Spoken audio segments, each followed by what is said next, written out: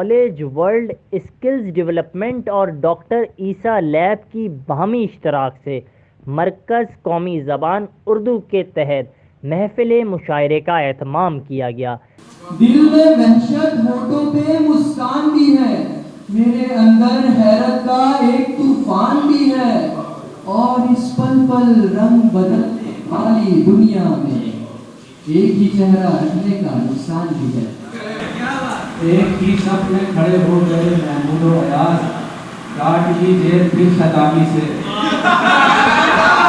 جس میں شہر کراچی کے معروف شعراء اکرام نے شرکت کی۔ پیر جب میرا کماں پہ آئے گا، سارا سچ ان کی زباں پہ آئے گا، سارا سچ ان کی زباں پہ آئے گا۔ کے ساتھ ساتھ طنز و مزاح اور سماجی مضامین کی کتب کی رہنمائی بھی کی گئی، جس سے آنے والے معماروں کے حوصلوں کو تقویت ملی۔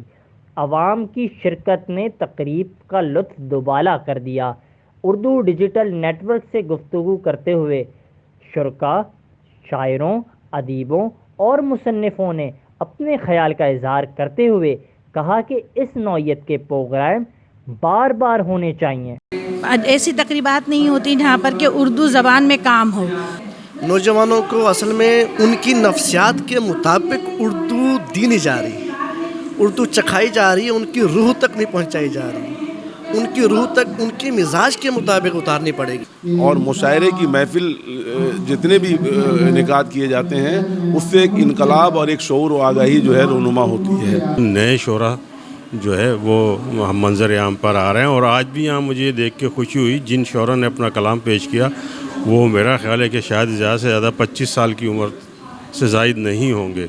تو یہ نئی نسل ہے نا، 25 سال سے کم عمر جو شعراء یہاں اشعار پڑھ رہے ہیں۔ یہ ٹھیک ہے کہ پورا معاشرہ ایک پروگرام سے متاثر نہیں ہوتا یا ایک پروگرام سے کوئی پورا انقلاب برپا نہیں ہوتا، لیکن تبدیلی کا ایک عمل، تغیر کا ایک عمل ہمیں دکھائی ضرور دیتا ہے۔ اور بہت سارے لوگوں سے ملتے ہیں، اور جب اس طرح کی ادبی محافل جب منعقد کی جاتی ہیں تو بہت سارے نہ صرف ہمارے جو پرانے اساتذہ کرام ہیں جن سے ہم سیکھتے چلے آئے ہیں وہ بہت کچھ ہمارے لیے کرنا چاہتے ہیں، اور یہاں آ کے ہمیں بھی موٹیویشن ملتی ہے کہ ہم مزید شاعری کو لے کر اور اس کے علاوہ جو دیگر اصناف ہیں ان کو لے کر ہم بہت زیادہ آگے جا سکیں اور ہمارا معاشرہ، ہمارا ملک ترقی کرے۔ آنے میں لیکن اوور آل اگر دیکھا جائے تو خیالات کی جو برجستگی تھی ان کی وہ بہت اچھی تھی۔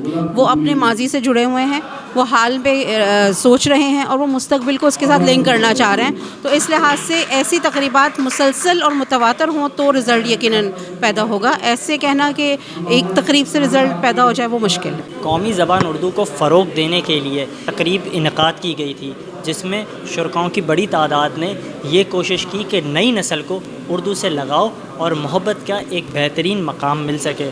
کیمرہ مین شاہ نواز کے ساتھ میر تابش رین، Urdu digital network, Karachi.